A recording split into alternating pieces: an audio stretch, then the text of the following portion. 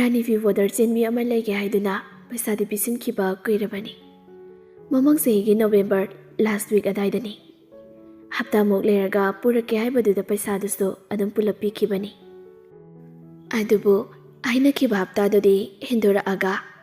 Matang hapta dadi sororo amu hairi. Christmas ki, bye bye gi, New Year gi pot laudri haiduna. Hapta amadagi ani dagi ahum sum haukibana. 2023 faubadi.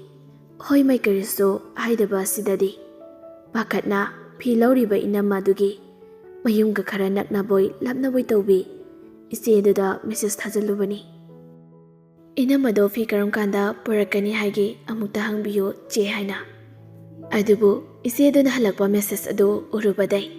Ay mihul khangsong ba hoki. Ningthamtha duda humang kangba dum hokrabani. Aina fi lawni haiduna tawriba inama dudi.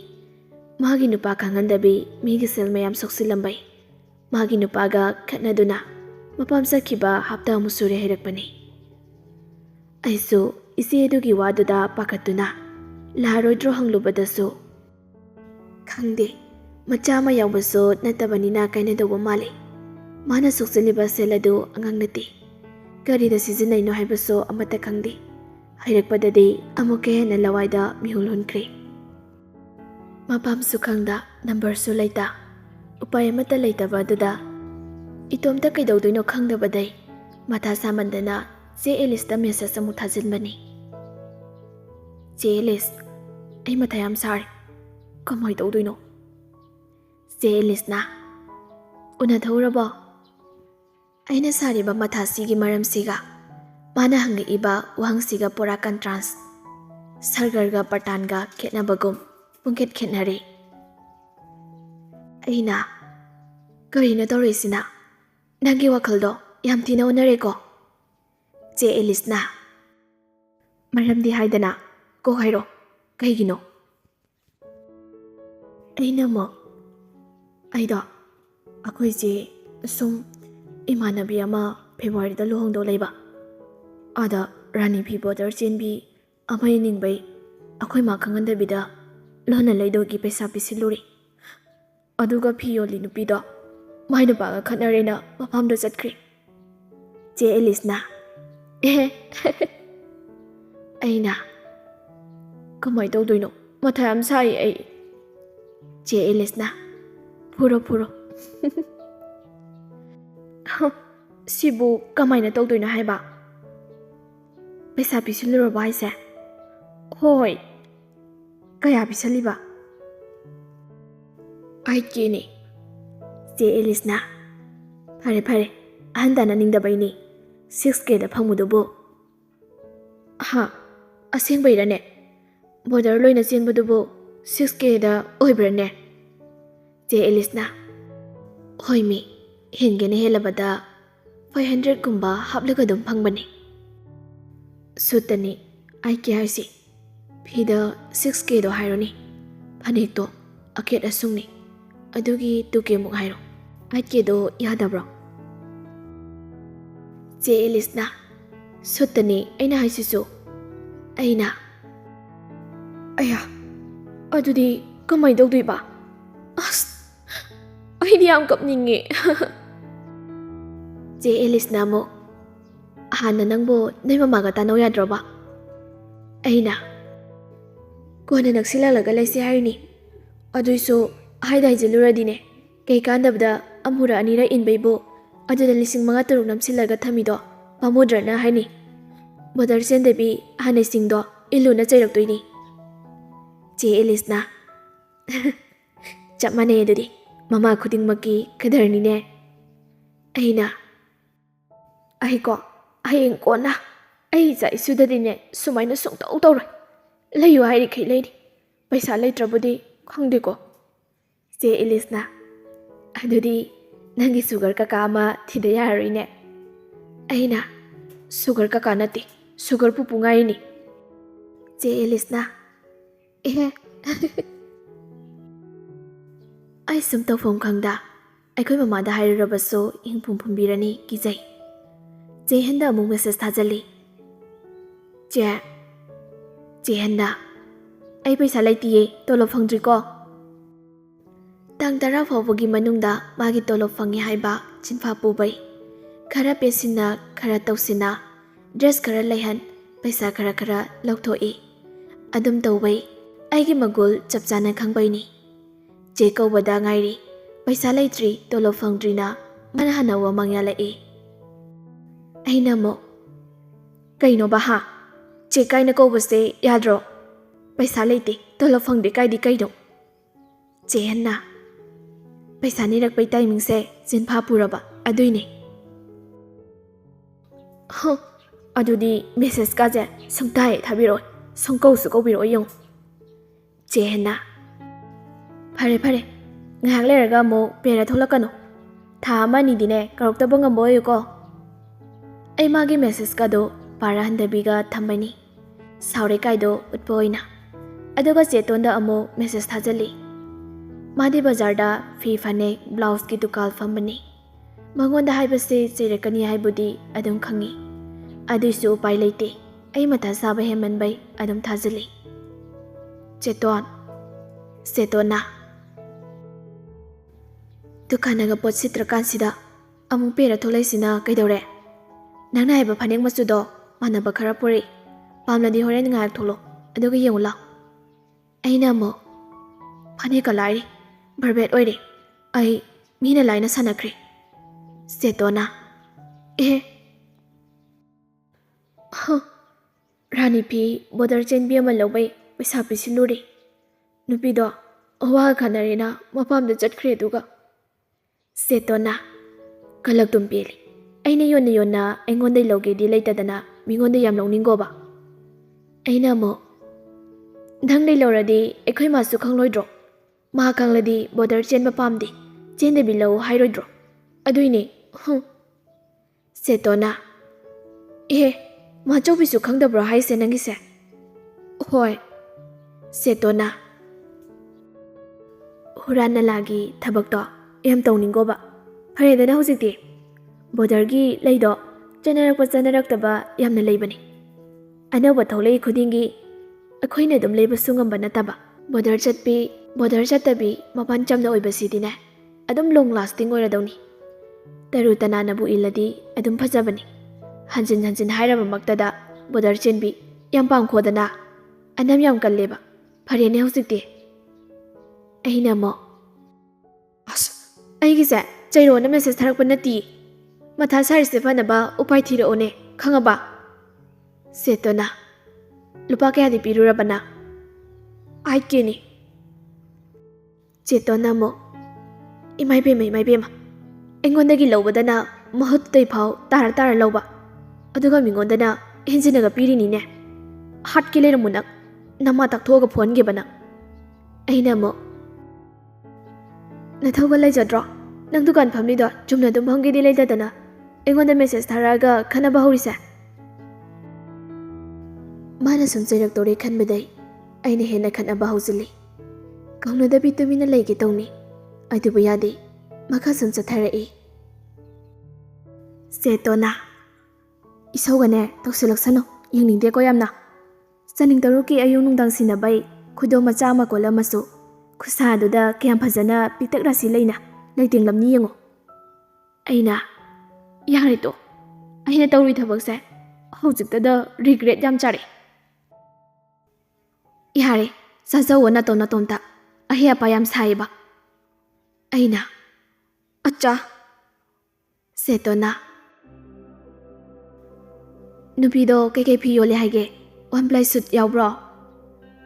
ꯑꯩꯅ ꯑꯃꯨꯛ ꯌꯥꯎꯋꯦ, ꯀꯩꯒꯤꯅꯣ?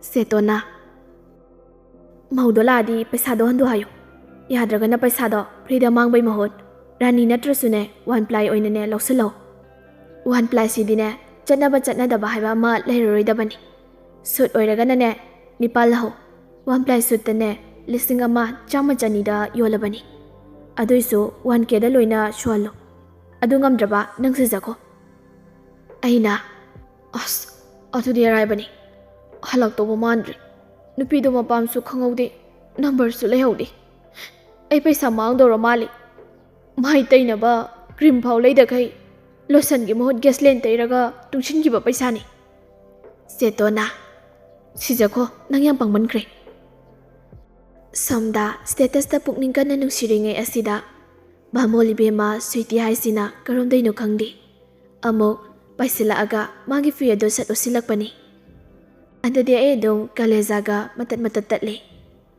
ꯀꯣꯛꯀꯤ ꯊꯣꯛꯄꯁꯤ ꯄꯨꯡꯆꯥꯏ ꯆꯥꯏꯕꯅꯤ꯫ ꯑꯩꯕꯨ ꯆꯥꯛꯍꯜꯂꯦ ꯅꯪꯅ ꯑꯃꯨꯛ꯫ Sweetie, ꯆꯥꯛꯍꯟꯕ ꯅꯠꯇꯦ ꯏꯕꯦꯝꯃ, ꯑꯩ ꯀꯦꯗꯗꯤꯅꯦ ꯆꯦꯠꯆꯦꯠ ꯂꯥꯎꯕ ꯑꯗꯨꯝ ꯐꯪꯕ ꯌꯥꯔꯦ꯫ ꯅꯪꯕꯨ ꯑꯩꯉꯣꯟꯗ ꯑꯣꯏꯔꯁꯨ ꯍꯥꯟꯅ ꯍꯥꯏꯔꯝꯕ ꯌꯥꯗ꯭ꯔꯣꯕ? ꯑꯩꯅ ꯚꯥꯞ ꯑꯣꯏꯍꯧꯗꯕꯩꯅꯤ, ꯃꯊꯪꯗꯩꯗꯤ ꯑꯗꯨꯝ ꯍꯥꯏꯔꯛꯑꯒꯦ ꯄ꯭ꯔꯣꯃꯤꯁ꯫ ꯁ꯭ꯋꯤꯇꯤꯅ, ꯅꯨꯡꯉꯥꯏꯇꯦꯗ ꯌꯥꯝꯅ, ꯑꯩꯁꯨ ꯂꯥꯏꯗ ꯈꯨꯔꯨꯝꯕꯤꯒꯦꯁꯦ꯫ ꯑꯥꯔꯀꯦꯁꯨ ꯑꯩꯅ ꯃꯊꯥ ꯁꯥꯏ ꯄꯨꯛꯅꯤꯡ ꯅꯨꯡꯁꯤ ꯌꯥꯝꯅ ꯄꯪꯂꯝꯃꯤ ꯍꯥꯏꯔꯨꯕꯩ ꯀꯔꯤꯝꯅꯕ ꯃꯥꯟꯕ ꯃꯦꯁꯦꯁ ꯊꯥꯕ ꯍꯧꯔꯛꯏ꯫ ꯂꯤꯕꯤꯌꯥ, ꯑꯄꯪꯕꯤ꯫ ꯑꯩꯅ, ꯂꯤꯕꯤꯌꯥꯅ, ꯀꯞꯀꯅꯣ꯫ ꯑꯩꯅ, ꯍꯥꯏꯕꯤꯔꯛꯀꯅꯣ ꯑꯝꯇ꯫ ꯂꯤꯕꯤꯌꯥꯅ, ꯁꯦ ꯆꯥꯎꯕ, ꯅꯪꯒꯤ ꯆꯣꯀ꯭ꯂꯦꯠꯅꯤ, ꯅꯨꯡꯁꯤꯗꯦ ꯆꯥꯔꯨꯆꯣ ꯑꯝꯇ꯫ ꯂꯤꯕꯤꯌꯥꯅ ꯑꯃꯨꯛ, ꯕꯣꯔꯤꯗꯤ ꯄꯥꯝꯖꯕꯅꯦꯕ ꯆꯥꯎꯕꯁꯦ꯫ ꯑꯩꯅ ꯑꯃꯨꯛ, ꯀꯔꯤꯝꯅ ꯌꯦꯛꯏꯕꯣ? ꯂꯤꯕꯤꯌꯥꯅ, ꯅꯠꯇꯦꯕ, ꯁꯦ ꯃꯤꯊꯥꯏ ꯆꯥꯎ꯫ ꯑꯩꯅ, ꯆꯥꯔꯣꯏ, ꯑꯊꯨꯝꯕ ꯆꯥꯔꯒ ꯗꯥꯏꯕꯦꯇꯤꯁ ꯅꯥꯅꯤ꯫ ꯂꯤꯕꯤꯌꯥꯅ, ꯑꯅꯤ ꯆꯥꯕꯗꯤ ꯅꯥꯔꯣꯏꯌꯦ꯫ ꯑꯩꯅ, ꯁꯤ ꯇꯥꯏ, ꯇꯜꯂꯦ ꯆꯥꯔꯣꯏ꯫ ꯂꯤꯕꯤꯌꯥꯅ, ꯆꯪ ꯇꯥꯅꯕ ꯑꯃꯇꯪ ꯆꯥꯔꯣ ꯑꯗꯨꯗꯤ꯫ ꯑꯩꯅ, ꯃꯤꯊꯥꯏ ꯆꯥꯅꯤꯡꯗꯦ, ꯃꯊꯥ ꯌꯥꯝ ꯁꯥꯏ꯫ ꯂꯤꯕꯤꯌꯥꯅ, ꯃꯃꯥꯗꯤ ꯈꯪꯉꯕꯣ? ꯑꯩꯅ, ꯃꯃꯥ ꯈꯪꯂꯗꯤ ꯑꯩ ꯍꯤꯡꯅ ꯐꯨꯝꯂꯣꯏꯗ꯭ꯔꯣ? ꯂꯤꯕꯤꯌꯥꯅ, ꯆꯨꯝꯃꯤꯅꯦ ꯑꯗꯨꯁꯨ, ꯀꯩꯝ ꯈꯜꯂꯨꯅꯨꯁꯦ, ꯑꯍꯤꯡ ꯂꯥꯛꯄ꯭ꯔꯥ ꯌꯦꯡꯉꯣ꯫ ꯑꯩꯅ ꯑꯃꯨꯛ, ꯍꯣꯏ꯫ ꯆꯦ ꯑꯦꯂꯤꯁꯇꯨ ꯃꯈꯣꯏ ꯃꯃꯥꯗꯒ ꯍꯪꯂꯨꯔꯤ ꯃꯥꯜꯂꯦ ꯊꯑꯣꯏꯀꯤ꯫ ꯆꯦ ꯑꯦꯂꯤꯁꯅ, ꯑꯩꯅ ꯍꯥꯏꯗ꯭ꯔꯥ ꯑꯩꯈꯣꯏ ꯃꯃꯥꯅꯁꯨ 6Kꯅꯤ ꯍꯥꯏ꯫ ꯑꯩꯅ, ꯑꯩ ꯌꯥꯝ ꯄꯪꯉꯤ, ꯆꯥꯛꯀ ꯑꯝꯇ ꯆꯥꯔꯣꯏꯗ, ꯒꯖꯔ ꯆꯝꯐꯨꯠ ꯆꯥꯔ ꯂꯩꯒꯦ, ꯑꯆꯥꯄꯣꯠꯀ ꯑꯝꯇ ꯆꯥꯔꯣꯏ ꯑꯩ꯫ ꯆꯦ ꯑꯦꯂꯤꯁꯅ, ꯍꯥꯏꯐꯦꯠꯇꯪ ꯑꯣꯏꯔꯁꯨ ꯍꯪꯂꯝꯕ ꯀꯩꯗꯧꯒꯦꯕ ꯅꯪ? ꯑꯩꯅ, ꯑꯩ ꯌꯥꯝ ꯆꯥꯏ, ꯁꯝ ꯇꯤꯡꯍꯜꯂꯝꯃꯁꯨ ꯐꯅꯤ, ꯑꯗꯨ ꯅꯠꯇ꯭ꯔꯁꯨ ꯃꯣꯔꯦꯒꯤ ꯇꯨꯟ ꯑꯃ ꯂꯩꯔꯝꯃꯗꯤ ꯐꯝꯕꯗ ꯁꯔꯨ ꯀꯛ ꯀꯛ ꯂꯥꯎꯅ ꯅꯥꯔꯤꯁꯦ ꯅꯥꯖꯔꯝꯃꯣꯏ ꯑꯩꯍꯥꯛ꯫ ꯆꯦ ꯑꯦꯂꯤꯁꯅ, ꯄꯪꯃꯜꯂꯦ ꯌꯥꯔꯣꯏ, ꯃꯊꯪꯗꯩꯗꯤ ꯈꯔ ꯁꯤꯡꯅꯕ ꯁꯤꯡ ꯆꯥꯕ ꯍꯧꯔꯣ꯫ ꯑꯩꯅ, ꯑꯩ ꯌꯥꯝ ꯀꯞꯅꯤꯡꯉꯤ, ꯑꯃꯅ ꯐꯪꯉꯤ ꯄꯪꯃꯜꯂꯤ, ꯑꯃꯅ ꯐꯪꯉꯤ ꯄꯪꯃꯜꯂꯤ, ꯄꯪꯃꯜꯂꯤꯅ ꯁꯨꯝ ꯍꯥꯏꯔꯛꯄꯩ ꯄꯩꯁꯥꯁꯨ ꯐꯤꯁꯨ ꯃꯥꯡꯂꯗꯣꯏꯔꯥ ꯄꯥꯈꯠꯄꯩꯅꯤ꯫ ꯊꯋꯥꯏ ꯌꯥꯝꯅ ꯅꯨꯡꯉꯥꯏꯇ꯭ꯔꯤꯀꯥꯟ ꯑꯁꯤꯗ ꯆꯍꯤ ꯁꯨꯗꯅ ꯄꯥꯈꯪ ꯐꯥꯅꯤꯡꯕ ꯑꯉꯥꯡ ꯑꯗꯨ ꯑꯃꯨꯛ ꯐꯨꯠ ꯐꯥꯎꯖꯤꯜꯂꯛꯏ꯫ ꯑꯕꯨꯡꯉꯣꯅ, ꯆꯦ, ꯅꯪꯗꯤ ꯃꯤꯅ ꯁꯥꯟꯅꯕꯤꯈ꯭ꯔꯦ ꯍꯥꯏꯅꯦ꯫ ꯑꯩꯅ, ꯀꯅꯥꯅ ꯍꯥꯏꯔꯤꯅꯣ ꯑꯗꯨꯅ ꯑꯃꯨꯛ? ꯑꯕꯨꯡꯉꯣꯅ, ꯑꯩꯅ ꯍꯥꯏꯗ꯭ꯔꯣ, ꯑꯩꯗꯤ ꯒꯣꯗꯀꯨꯝꯕꯅꯤ, I can see, I can hear, I can know everything happiness in your life. ꯑꯩꯁꯨ ꯁꯥꯎꯅꯤꯡꯕꯩ ꯁ꯭ꯇꯤꯀꯔ ꯉꯥꯛꯇ ꯆꯦꯀꯞꯅ ꯆꯞꯂꯒ ꯃꯀꯣꯛꯇ ꯀꯣꯡ ꯌꯩꯕꯗꯨ ꯊꯥꯖꯤꯜꯂꯛꯏ꯫ ꯑꯕꯨꯡꯉꯣꯅ, ꯈꯨꯁꯥꯎꯁꯦ꯫ ꯑꯩꯅ, ꯇꯨꯝꯈ꯭ꯔꯣ ꯌꯥꯔꯦ, ꯌꯦꯡꯅꯤꯡꯗ꯭ꯔꯦ ꯅꯁꯛꯇꯣ꯫ ꯑꯕꯨꯡꯉꯣꯅ, ꯍꯣꯏꯕ ꯇꯨꯝꯈ꯭ꯔꯒꯦꯕ, ꯄꯩꯁꯥꯗꯣ ꯀꯌꯥꯅꯣ ꯄꯤꯁꯤꯜꯂꯨꯏꯁꯦ? ꯑꯩꯅ ꯑꯃꯨꯛ, 8Kꯅꯤ꯫ ꯑꯕꯨꯡꯉꯣꯅ, ꯑꯗꯨꯏꯔꯣ ꯉꯁꯥꯏꯗꯩ ꯄꯩꯔꯤꯁꯦ? ꯑꯩꯅ, 8K ꯀꯥꯏꯁꯦ ꯐꯥꯒꯤꯔꯣ ꯍꯥ? ꯑꯩꯉꯣꯟꯗꯗꯤ ꯂꯥꯛ 9ꯒ ꯆꯞ ꯃꯥꯟꯅꯩꯅꯤ, ꯅꯣꯏꯗꯧꯅ ꯄꯩꯁꯥꯒ ꯄꯥꯏꯖꯗꯕꯅꯤꯅ꯫ ꯑꯕꯨꯡꯉꯣꯅ, ꯑꯗꯨ ꯅꯠꯇꯤꯌꯦ ꯑꯩꯅ ꯍꯥꯏꯕꯗꯤ, ꯌꯥꯝꯃꯦꯕ ꯈꯪꯉꯦꯕ, ꯑꯩꯁꯨ ꯂꯨꯄꯥ 10 ꯇꯥꯍꯧꯕꯗ ꯑꯩꯁꯨ ꯑꯍꯤꯡꯒ ꯇꯨꯝꯕ ꯌꯥꯗꯦꯗ꯫ ꯆꯦꯁꯨ ꯌꯥꯝ ꯅꯨꯡꯉꯥꯏꯔꯝꯃꯔꯣꯏꯕ, ꯑꯗꯣ ꯉꯁꯥꯏꯗꯩ ꯁꯦꯠ ꯑꯣꯏꯕꯗ ꯍꯥꯔꯠꯁꯨ ꯕ꯭ꯔꯦꯟꯁꯨ ꯂꯣꯏꯅ ꯊꯨꯅ ꯍꯟꯅꯨꯔꯅꯤꯕ꯫ ꯆꯦꯒꯤ ꯄꯩꯁꯥꯗꯣ ꯑꯩ ꯂꯨꯄꯥ 5 ꯍꯥꯞꯂꯒ ꯆꯤꯡꯕꯤꯔꯒꯦ, ꯉꯁꯤꯒꯤꯗꯤ ꯍꯦꯄꯤ ꯑꯣꯏꯔꯒ ꯇꯨꯝꯂꯣꯕ꯫ ꯑꯩꯅ, ꯑꯉꯥꯡ ꯃꯆꯥꯅꯤꯅ ꯑꯩꯁꯦ ꯊꯦꯝꯃꯤꯅꯦꯕꯀꯣ꯫ ꯑꯕꯨꯡꯉꯣꯅ, ꯊꯦꯝꯕ ꯅꯠꯇꯦꯕ, ꯑꯁꯦꯡꯕꯅꯤ, ꯑꯩ ꯑꯦꯛꯖꯥꯝ ꯂꯩꯌꯦꯕ, ꯍꯌꯦꯡ ꯉꯟꯇꯥꯅ ꯍꯧꯒꯠꯂꯒꯅꯦ ꯂꯥꯏꯒ ꯈꯨꯔꯨꯝꯕꯤꯌꯨ, ꯋꯤꯁꯀꯗꯣ ꯄꯤꯔꯛꯎꯕ, ꯃꯨꯠ ꯑꯣꯐ ꯑꯣꯏꯔ ꯁꯨꯝ ꯂꯩꯔꯗꯤ ꯇꯨꯝꯃꯨ ꯌꯥꯔꯔꯣꯏ, ꯍꯦꯄꯤ ꯑꯣꯏꯔꯣ, ꯑꯗꯨꯒ ꯅꯨꯡꯉꯥꯏꯅ ꯇꯨꯝꯊꯣꯛꯑꯣꯕ꯫ ꯑꯩꯅ, ꯏꯍꯦ꯫ ꯑꯕꯨꯡꯉꯣꯅ, ꯁꯥꯎꯕ ꯐꯔꯣ, ꯁꯔꯥꯡꯉꯤ ꯎꯅꯤ, ꯑꯣ ꯑꯥꯏꯅꯤ ꯎꯅꯤ, ꯍꯦꯄꯤ ꯗꯨꯌꯤꯡꯗꯨ ꯎꯅꯤ꯫ ꯑꯦꯛꯖꯥꯝ ꯂꯣꯏꯕꯒ ꯌꯦꯡꯅꯕ ꯅꯨꯡꯉꯥꯏꯕ BL series khara thiramu. Uni string drama yengba haitri. Unina BL series ngakta yengalabani adubu BL series ngaursu ai sadi string ni pure gentleman ni ko uni. He badamas kyawle nangna tumkhro yare. Noi uni happy ore tumuragi. Good night uni. Sleep night uni. I sincerely inviting you. Please come to my dreams uni. Aina mo tumkhro yare. Abungona. Hoy, good night. I so mo haludri masu offline chakri. Tumba thingi ne hek tawbaga seto na paw hairamlani. Sihangi advice pira saiba sangtong sangba message ama mu laksale. Sihanna thaba ma tawbada lona tumna tawno. Mamaga babaga hana afafata tano. Natrasu lairiba nasena nama nabung singda hana hango. Ahangi mosu law haibase. Biglingai dege dum haibani. Adubu lawningdi. Kushira siyam tawi. Ahana yadaba pamdaba thabakse mai pakandabani haibase. Adum hairini. Lona tumna rona thuki thabakse. Sisu tawnu. Hati haina yam tawi. Abungo su nangsu chapmane. Haina tanaba amta yadi. Mamang sahida natra. Amaduso ahan singna haiba indabadai. Nampu hapuda mana ngamdana gari lawbay natro. Accident thoktana tha kayano satpa ngamdana lairido. Adu kari kanarige. Iran shooting masa suwa apaba thabak amata hek torokti nuheni na tawbasima. Aina mo magai gadi changdon merakano. Ho mane aina so leirunu na haibani themasu yadana. Jehanna nangna madai ahanina ne torunu na thingle. Aikoi su nangde ahanina nangonda haidabro. Thaba ma tawbada apha phataba pumba tanaraga tawdonina. Chamane yena khwenima haina tanaba amta yadi. Noina ngya khalakpa wakalduna ne. Aphabanina mina phanaba hairasune. Noigi phattanaba haibadongna dong khale. Tawnu yadi haiba thabakta anam tala kana tawbima kana tawri. Aduradi kari aphaba purak tawrige ha. Phana pamlasune ma chawbina chaini hairasu. Mangonda haidabi akhoidadi hairamba yaidana. Nang chetonsu yamna saukrabani. Pokmina dena hainingdri oiramnina yam warokrabani. Heng phajana phone tawraga themu. Aina mo kay bitano mana mo waro pulawa tawsilaiduna. Ho abungodadi ahing nungyai sida aida chairi simaina kaisu chaidini noi. Magundani hena luna taweba. Aidadi tawbide. Ai nungsidabaini noina chairi ise hauji. Mina matha kana sari kansida. Sehanna Pesenar kano chaibanate aina harise. Haningbaini thaba ma tawbada puna afafata tanaragane matungda tawnabani aina harise. Abungona tawramlasune hauji hari sumaina dum haiduini. Noyani se khara di helabani. Aduna ne saure ise mayamna. Aina saurisisu paisa du khaki wanate. Khoida walo lamaga nang tawramisigini. Harise paisa dubudi pi oina pira aso phare piraktrasu phare. Kanaso tanaramdana lona tawrambado aduini saurise. Handaki matang sidai loksing oihoro. Ahalaman tanadabi lona thomna tawba thabakse kaisu jugot oiram chadabani. Khangaba ina haise. Aina mo hoi lale ai mutung toroi. Jehanna nasana thangluriba khongthangdo soire khanglei do phai. Handaki kanasu hairamdabida lana thanguriba nangi soiraba khongthang asina ahanba masung aruiboyu. Matung tawge khalakpadane handaki matang se ningsingo. Oiba ningsingeba. Handak matang sidai rani pi border chenbigane hu taret lin tare mu pungki khiri. Suin su iloi. Kaina oramdai kundo lengamdai dasu wangkai oini ini. Sehanna sengabo ngamladro.